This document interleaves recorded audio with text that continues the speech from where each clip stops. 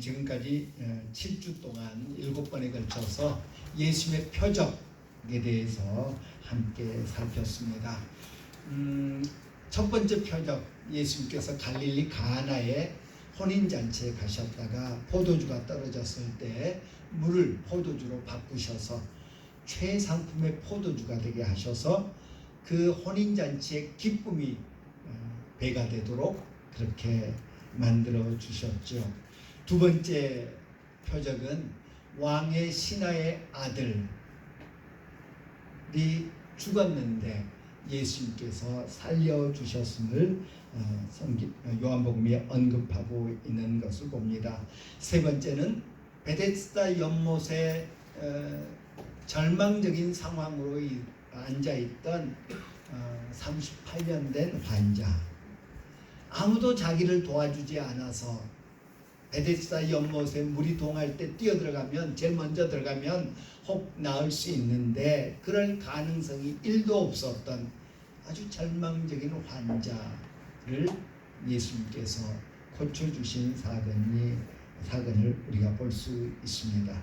네 번째 표적은 한 소년이 가지고 있던 작은 보리떡 5개, 보리빵 5개, 그리고 작은 생선 2마리를 가지고 수천 명을, 5천 명, 남자만 거의 10,000명에 가까운 사람들을 먹이신 그런 기적. 그리고 그 다음에 밤에 예수님께서 물 위를 걸으셔서 제자들에게 오셨더라 라는 그런 표적이 네 번째 표적입니다.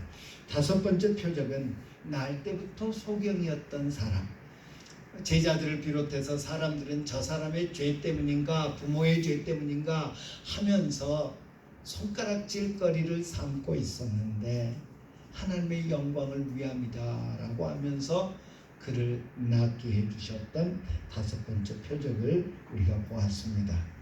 여섯 번째는 죽은 지 나흘이나 돼서 냄새가 나기 시작했던 친구 나사로를, 무덤 안에 있던 나사로를 살리신 사건, 그로 인해서 많은 예루살렘의 유대인들이 믿게 되었던 그 표적이 여섯 번째 표적이었습니다. 일곱 번째 표적은 그야말로 요나의 표적.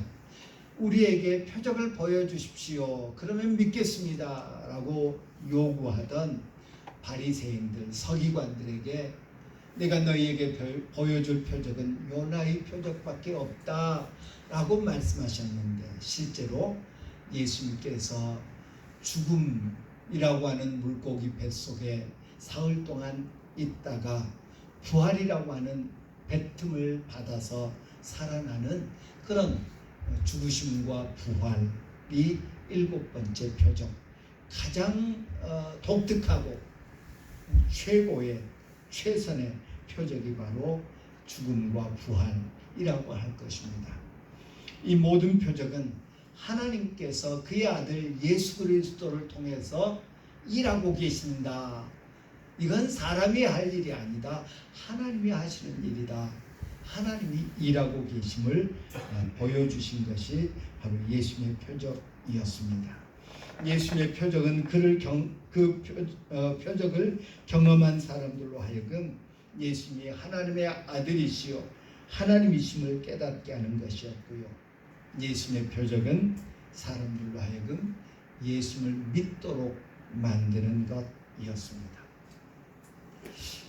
제가 신학교 다닐 때 한 수업 시간에 어떤 교수님이 묘비명에 대해서 이야기하는 것을 들은 적이 있습니다. 외국 사람들은 이렇게 죽기 전에 유언서를 작성해서 남겨두고 한다고 그러죠. 이제 그 변호사에게 상담해가지고 내가 죽으면 공개하십시오라고 해서 은밀하게 유언서를 작성해 놓는다고 그러는데, 이제 재산을 어떻게 해라 이런 것들 많이 담겠죠.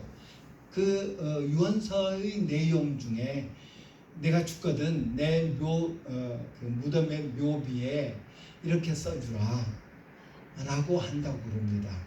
그래서 뭐 유명한 이제 그 문호들, 작가들이나 혹은 뭐 음악가들이나 이런 사람들의 그 유럽의 무덤에 가면 그 사람이 자기 무덤 묘비에 쓰고 싶었던 말이 써져 있다고 합니다. 그 이야기를 듣고서 이제 몇몇 친구들과 이제 스터디 그룹을 하고 있었는데 그 스터디 그룹끼리 야 우리도 한번 묘비명 생각해 보자 해서 이제 한 주간 동안 생각하고 다음 주에 와서 내가 바라는 묘비명 한번 서로 나눠보기로 그렇게 했었습니다. 한 주간 동안 그 묘비명을 생각하다 보니까 죽음을 생각하게 되고요. 내가 죽은 다음에 내 자손들에게 이렇게 써달라고 내 무덤의 묘비에 요즘 화장하고 뭐 이렇게 합니다만은 거기다도 써놓을 수 있겠죠. 아무튼 자녀들에게 내 죽음이 이러했다, 이 사람의 죽음이 이러했다, 이 사람의 삶이 이러했다라는 것을 부탁할 만한 묘비명 뭐가 좋을까? 어떤 것이 좋을까? 참 많은 생각을 하게 하고 많은 고민을 하게 했습니다. 여러분도 그 전도서에 보면 초상집에 가는 것이 잔치집에 가는 것보다 나으니 모든 사람의 끝이 이와 같이 됨이라. 산자는 이것을 마음에 둘지니라. 산자는 죽음을, 초상집을 마음에 둬야 된다 라고 말하는데 우리가 참 그것이 필요한 것 같습니다. 내가 죽으면 몇 사람이나 조문을 올릴까?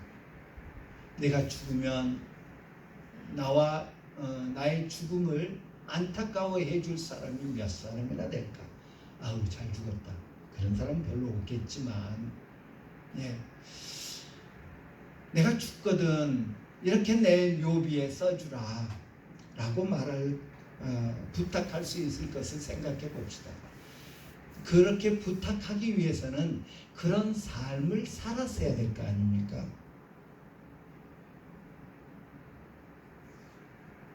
저는 그때 이제 친구들과 그 스터디 그룹을 하던 그 사람들과 나누면서 그렇게 이야기했습니다. 주님께로부터 왔다가 주님을 위해 살다가 주님께 갔다 라고 써줬으면 좋겠다. 이선학 목사 아마 그렇게 써지겠죠. 제 묘비가 있다면 이선학 목사 뭐 몇 년에 태어나서 몇 년에 죽고 하는 것이 써졌겠고 그 옆에 주님께로부터 왔다가 주님을 위해 살다가 주님께 갔다. 그렇게 써줬으면 좋겠다. 그렇게 이분은 그런 분이야 라고 자식들도 인정해야 되겠고 내 장례식에 올 사람들도 그것을 인정해야 되겠죠. 뒤에서 수군거리지 않게. 지금도 그때 신학교 다닐 때 그때 나눴던 그런 말들을 생각하면서 그렇게 살려고 애를 쓰고 있습니다. 2010년 나단 그레노 감독의 디즈니 애니메이션 영화 가운데 라푼젤이라는 영화가 우리나라에서도 상영된 적이 있는데요.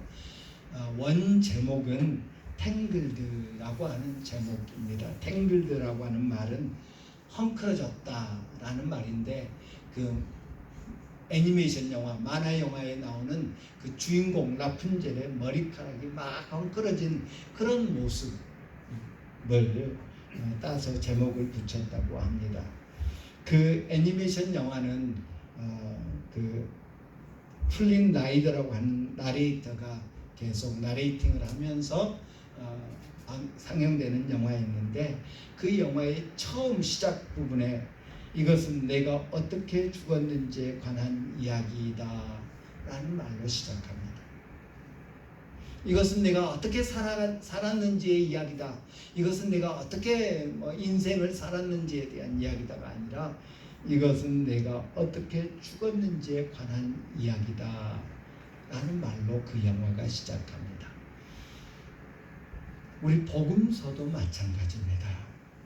복음서에서 우리가 표적을 요한복음에서 언급된 7개의 표적을 생각했습니다만은 예수의 삶의 궁극적인 그 목표점은 죽음이죠. 십자가이죠. 십자가와 부활이죠. 예수는 죽기 위해서 이 땅에 오신 분이었고요.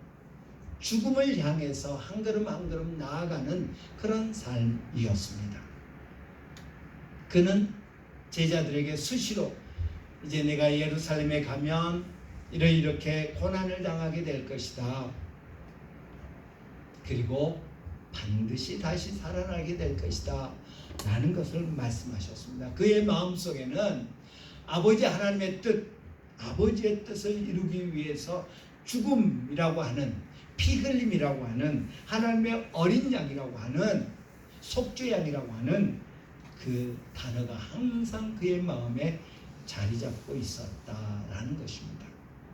라플린이라고 하는 그 영화가 이것은 내가 어떻게 죽었는지에 관한 이야기다 라고 시작된다면, 이 마태, 마가, 누가, 요한복음은 이것은 예수님이 어떤 죽음을 당하셨는지에 관한 이야기다 라고 말해도 과언이 아닐 것입니다. 지금까지 살펴본 표적들 가운데 가장 독특하고 가장 대단한 표적이 죽음과 부활입니다. 우리 지난주에 죽음에 대해서 생각했고요. 이번 주에는 부활에 대해서 생각하면서 이 표적 시리즈를 마치려고 합니다. 오늘의 표적은 하나님의 놀라운 능력을 보여주십니다. 예수님이 십자가에 못 박히신 후에 무덤에 장사 지내졌습니다. 사흘 만에 몇 명의 여자들이 예수님의 무덤을 찾아갔더니 돌이 이미 옮겨져 있고 무덤이 비어 있었습니다. 예수님은 여러 차례 예루살렘에서 어떻게 고난당하고 죽을 것인가를 제자들에게 가르치셨습니다. 그리고 그 죽음이 결코 끝이 아니라 반드시 살아날 것도 가르쳐 주셨습니다. 그럼에도 불구하고 예수님이 부활하신 이 시점에서 예수님의 죽음과 부활에 대해서 바르게 이해하고 있었던 제자들은 한 사람도 없었습니다. 9절에 보면 성경에 그가 죽은 자 가운데서 다시 살아나리라 하신 말씀을 아직 알지 못하더라 라고 그 당시 여인들도 그렇고요, 제자들의 모습을 묘사하고 있는 것을 봅니다. 오늘 본문의 주인공은 막달라 마리아입니다. 다른 여자들과 함께 다른 복음서에 보면 다른 여자들과 함께 안식 후 첫날 무덤을 찾아 나갔다가 무덤에 무덤을 막고 있었던 돌이 굴려져 나간 것을 봅니다. 그리고 빨리 가서 제자들에게 알리는데 베드로와 요한이 무덤으로 달려옵니다. 요한이 먼저 도착해서 무덤을 보니까 정말 말한 대로 문이 열려져 있습니다. 그런데 두려웠던지 어떤 이유에서인지 안으로 들어가지 못하고 있었습니다. 조금 뒤에 도착한 베드로가 들어가서 보고 요한도 따라 들어가서 봅니다. 그리고 그들은 있던 곳으로 돌아갑니다. 막달라 마리아 역시 예수님의 부활을 알지 못하고 있었습니다. 그녀는 무덤에 돌이 굴려졌고 무덤이 열린 것을 보고 베드로와 요한에게 가서 말합니다. 사람들이 주님을 무덤에서 가져다가 어디 두었는지 우리가 알지 못하겠다 라고 2절에서 말합니다.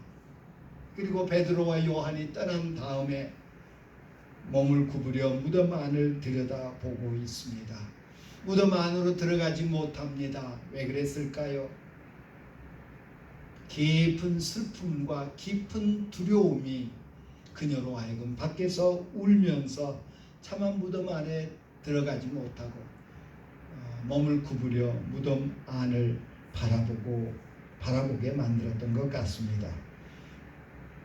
무덤 안에는 두 천사가 앉아 있어서 여자여 어찌하여 우느냐라고 위로해 주십니다. 그들에게 마리아는 대답합니다. 사람들이 내 주님을 옮겨다가 어디 두었는지 내가 알지 못함이니이다 라고 답합니다. 베드로를 비롯한 제자들, 무덤을 찾아갔던 제자들이 늘 고백하는 말이 왜 이런 일이 벌어졌는지 알지 못한다 라고 말합니다. 사람들이 예수님의 시신을 어디다 갖다 두었는지 알지 못한다. 왜 시신이 옮겨졌는지 알지 못한다. 왜 무덤 문이 열려졌는지 알지 못한다. 다 알지 못하는 것이었습니다. 헬라 철학자들은 알이라고 하는 것을 매우 중요하게 여겼다고 그러죠. 내 자신을 알라 라는 말을 우리가 많이 듣습니다. 그런데 헬라 철학자들이 강조했던 이 지식, 알미라고 하는 것은 그냥 우리가 학교에서 배우고 뭔가를 새로운 지식을 배우고 뭘 배우고 그게 아니라 무지의 지, 내가 무엇을 모르고 있는지를 아는 것을 강조해서 말했다고 그럽니다. 오늘 본문에서 제자들이 예수님의 죽음에 대해서, 예수님의 부활에 대해서 이해하지 못하고 있었다, 알지 못하고 있었다라고 말합니다. 9절에서. 그런가 하면 마리아가, 이 막달라 마리아가 사람들이 주님을 무덤에서 가져다가 어디 두었는지 우리가 알지 못하겠다, 2절에서 알지 못하겠다라고 베드로를 비롯한 제자들에게 말합니다. 천사가 물어보니까 또 대답합니다. 사람들이 내 주님을 옮겨다가 어디 두었는지 내가 알지 못합니다. 알지 못한다고 말합니다.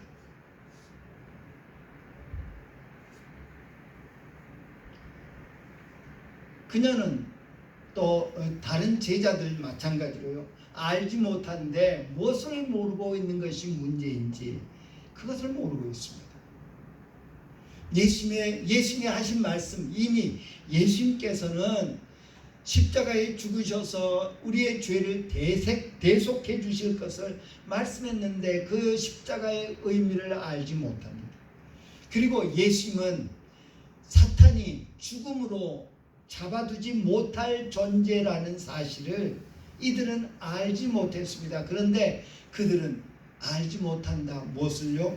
시체가 어디 있는지 알지 못한다에만 매여 있습니다. 정작 자기들이 알아야 할 것을 알려고 하지 아니하고 몰라도 되는 것을 알려고 합니다. 여기에 문제가 있습니다. 오늘 우리도 마찬가지입니다. 엠마오로 가던 두 제자에게 부활하신 예수님이 나타나셨습니다. 야, 니들 얼굴에 수심이 가득한데 뭔 일 있니? 예수님인지 알아차리지 못한 그 두 제자는 오히려 예수님을 핀잔합니다. 당신이 예루살렘에 있었으면서도 지난 며칠 사이에 일어난지를 모른단 말입니까? 무슨 일인데 예수라고 하는 그분을 우리가 메시아로 알았는데 십자가에 못 박혀 죽으셨습니다 라는 거였습니다. 그들은 십자가의 죽음만 알았지 부활은 모르고 있었습니다. 그러면서 죽음과 부활의 주인이신 예수님을 왜 그거 모릅니까? 왜 모릅니까? 하고 핀잔을 주는 것을 우리가 요한복음 20장에서 볼 수 있습니다. 우리는 알아야 할 것을 알고 있습니까? 알아야 할 것을 알기 위해서 주님의 말씀을 읽으면서 성령님의 도우심을 간절히 구하고 있습니까? 몰라도 될 일을 알기 위해서는 시간을, 돈을 쏟아가면서 열심히 배우려고 하는데 정말 알아야 될 일을 아는 데는 그렇게 주의를 기울이지 아니하는 그런 우리 모습은 아닌지 생각해 봅니다.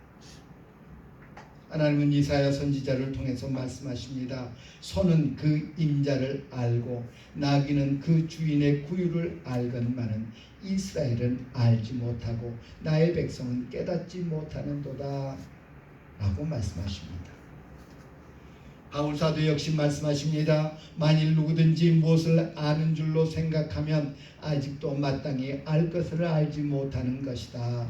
고린도전서 8장에서 말씀하고 있는 것을 봅니다. 3년 동안 예수님을 바로 곁에서 모셨던 베드로, 요한, 누구보다도 예수님의 가르침을 많이 받았고 경험했던 이들이 알아야 할 것을 알지 못하고 알지 않아도 될 것을 알려고 애쓰고 있습니다. 우리는 어떠합니까? 신앙생활의 연륜, 예수님을 믿기 시작한 지 몇 년이 됐다? 이게 문제가 아닙니다. 마땅히 알아야 할 것을 알고 있는가? 예수님은 누구신가? 예수님이 행하신 일들, 예수님이 가르쳐 주신 것들이 우리에게 어떤 의미가 있는가 하는 것을 알고 있느냐는 것입니다. 우리는 베드로와 요한보다도 훨씬 더 많은 정보를 가지고 있습니다. 성육신에서 이 땅에 오시기 전 예수님은 어떤 분이셨는가? 성육신 하셔서 이 땅에 오신 예수님이 행하신 모든 일들은 무엇이며 어떤 의미를 갖고 있는가? 죽으시고 부활하시고 다시 오실 예수님에 대한 정보, 베드로와 요한보다 많이 알고 있습니다. 많이 가지고 있습니다. 그런데 정작 정말 예수님을 알고 있는가? 라는 것입니다. 믿음은 들음에서 나며 들음은 그리스도의 말씀으로 말미암느니라. 로마서 10장에서 말씀하고 있음을 기억합시다. 마땅히 알아야 할 바를 알기 위해서 내가 지금 무엇을 모르고 있는가를 먼저 깨달읍시다. 그리고 성령님의 도움을 간절히 구합시다. 몸을 구부려 무덤 안을 들여다보던 막달라 마리아는 아마도 뒤에서 인기척을 느꼈던 것 같습니다. 14절은 이렇게 말합니다. 뒤로 돌이켜 예수께서 서 계신 것을 보았으나 예수이신 줄은 알지 못하더라 라고 합니다. 예수님은 그녀에게 여자여 어찌하여 울며 누구를 찾느냐 라고 물으십니다. 그러자 막달라 마리아는 말합니다. 그가 동산지기인 줄 알고 이르되 주여 당신이 옮겼거든 어디 두었는지 내게 이르소서 그리하면 내가 가져가리이다. 막달라 마리아는 여전히 죽은 예수를 찾고 있습니다. 살아나신 예수님 앞에서 죽은 예수를 찾고 있습니다. 시신을 찾고 있습니다. 시신이 어디 있는지 알고 싶어 합니다. 혹 오늘 우리는 그러지 않는가?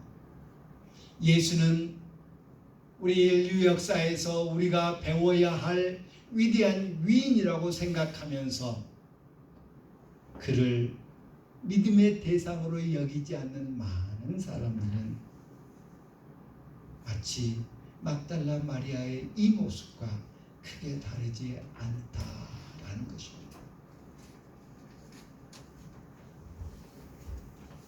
부활하신 당사자 앞에서 시신을 찾고 있습니다. 엠마오로 가던 두 제자들, 다른 제자들의 목격담을 듣고도 믿지 않는 도마, 오늘 본문의 막달라 마리아 모두 마찬가지였습니다. 그런 막달라 마리아에게 예수님 마리아야 라고 불러주십니다. 마리아야 불러주십니다. 그러자 이 막달라 마리아는 곧바로 라보니 선생님 하고 외칩니다. 그러면서 땅에 엎드려 예수님의 발을 안으려고 했던 것 같습니다. 나를 만지지 말라, 내가 아직 아버지께 가지 않았다 라고 말씀하십니다. 막달라 마리아의 이름을 불러주신 그 음성은 마치 전원의 전기 코드가 꼽히는 그런 순간 같았을 것입니다. 막달라 마리아와 예수님 사이에 눈맞춤이 이루어진 시간이었습니다. 막달라 마리아와 예수님 사이에 주파수가 맞아떨어지는 그런 순간이었습니다. 엠마오로 가던 두 제자들에게 저녁 때에 예수님께서 떡을 가지시고 축사하셨을 때, 빵을 가지시고 축사하셨을 때에 그들의 눈이 밝아져서 예수님, 근데 이미 예수님은 사라지고 안 계셨다고 성경은 우리에게 말합니다.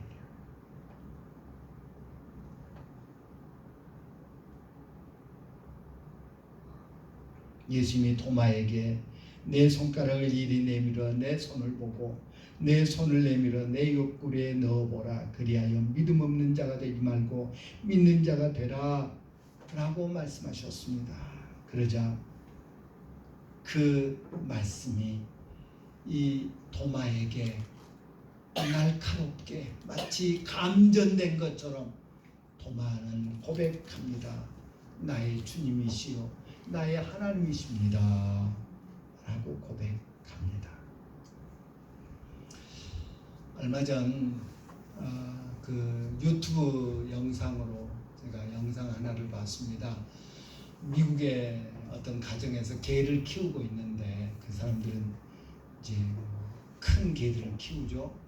그런데 그 개가 노견이 돼서 나이가 많아져서 이제 시력도 잃고 그래서 방 안에서 키우는데 이리 가서 부딪히고 저리 가서 부딪히고 참 안타깝더라고요.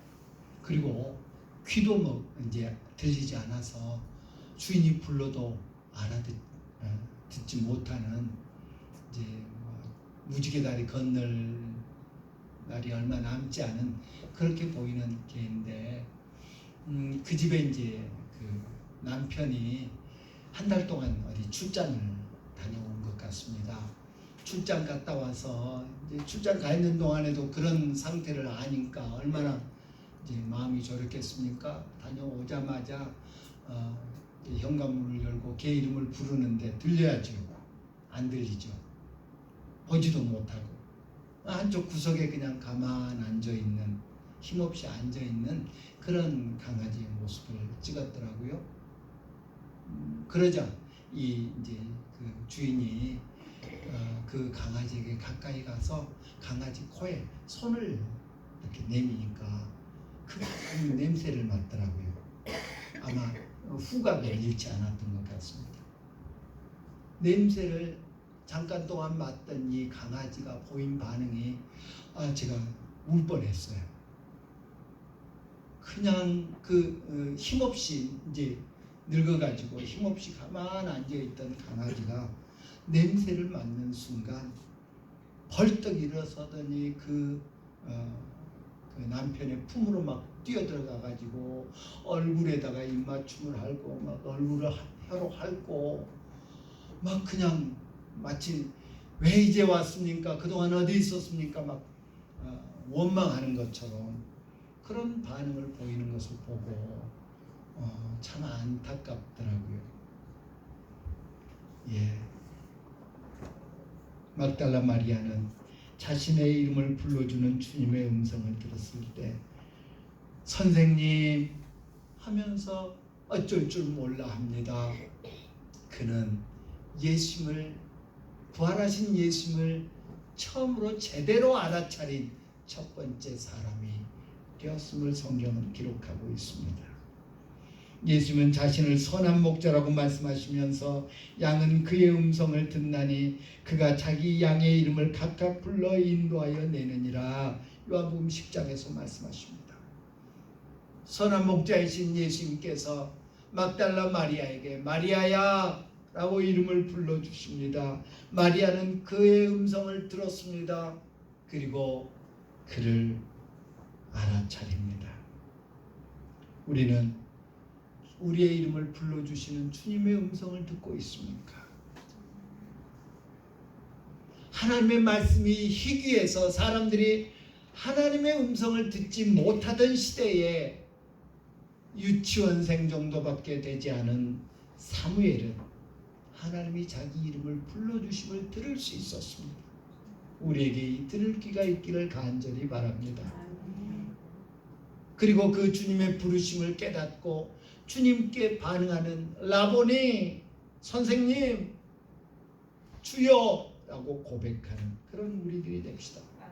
눈 멀고 귀 멀은 개만도 못한, 욕하는 거 아닙니다. 눈 멀고 귀 멀었지만 냄새 맡고 주인을 알아차리고 그렇게 좋아서 발버둥 치던 그 개보다도 못한 그런 인간이 되지 말자는 말입니다. 마리아와 예수님 사이에 눈맞춤이 이루어졌습니다. 예수님은 막달라 마리아의 이름을 불러주셨고 마리아는 예수님을 알아보고 선생님이라고 말합니다. 반응합니다. 그러자 예수님은 너는 내 형제들에게 가서 이르되 내가 내 아버지 곧 너희 아버지 내 하나님 곧 너희 하나님께로 올라간다 하라 라고 말씀하셨습니다. 그리고 막달라 마리아는 제자들에게 가서 내가 주를 보았다 라고 말했습니다. 막달라 마리아가 대단한 일을 한 것 아닙니다. 대단한 것 때문에 오늘 본문에 기록된 것 아닙니다. 막달라 마리아가 한 것은 주님을 뵙고 싶은 마음, 그 마음이었습니다. 그리고 그는 그가 본 것을, 그녀가 본 것을 그대로 제자들에게 가서, 다른 사람들에게 가서 말씀드립니다. 내가 주를 보았다. 내가 주를 보았다. 그녀가 경험한 것을 말합니다. 여기에 무슨 훈련이 필요합니까? 여기에 무슨 공부가 필요합니까? 여기에 무슨 연습이 필요합니까? 아니죠. 아니죠. 마태복음 28장에서 19절 20절은 대위임이라고 불릴 정도로 유명합니다. 예수님은 승천하시기 전에 제자들에게 말씀하십니다. 너희는 가서 모든 민족을 제자로 삼아 아버지와 아들과 성령의 이름으로 세례를 베풀고 내가 너희에게 분부한 모든 것을 가르쳐 지키게 하라. 내가 너희에게 분부한, 내가 너희와 함께 있을 때 너희들에게 말한 것, 너희들이 본 것, 너희들이 들은 것, 그것 다른 사람에게 전해라. 여기에 무슨 연습이 필요하고 무슨 노력이 필요하고 무슨 신학적이 필요합니까? 예수님은 사도행전 1장 8절에서도 내 증인이 되리라, 내 증인이 되리라. 예, 우리 드라마 같은 곳에서 보면 법정에서 증인들 세워서 이렇게 재판하는 거 종종 나오죠. 법정에서 증인이 하는 일은 뭡니까? 내 생각에는 이렇습니다. 그러면 판사가 제재를 하죠. 당신의 생각 말하는 것이 아니라 당신이 본 것을 말하면 됩니다. 라고 말하죠. 내가 추측하기로는 그건 증인이 할 일이 아닙니다.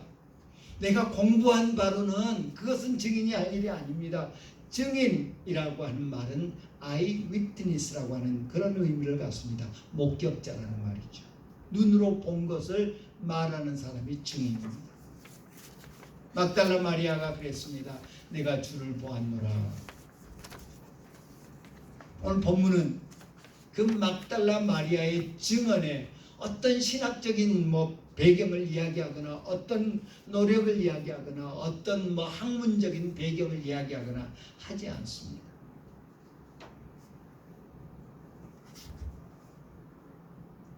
마리아는 경험한 것을, 본 것을 말합니다. 우리에게 필요한 것은 주님과의 만남입니다. 주님과의 만남입니다. 그리고 내가 만난 주님을 전하면 됩니다. 바울이 그러했습니다. 그리고 이 일은 놀랍게 아름다운 결과를 낳는 것을 볼 수 있습니다. 예수님의 부활은 우리에게 새로움을 가져다 줍니다.